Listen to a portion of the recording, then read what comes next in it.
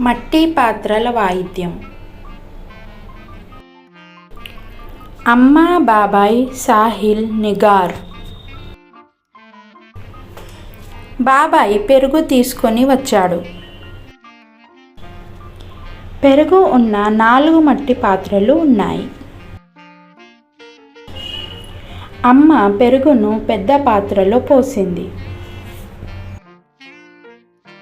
4 మట్టి పాత్రలు ఖాళీ అయ్యాయి. సాహిల్ మరియు నిగార్ మట్టి పాత్రలు తీసుకున్నారు. సాహిల్ చెంచా తీసుకున్నాడు. ఇద్దరు ఇంటి ప్రాంగణంలో కూర్చున్నారు.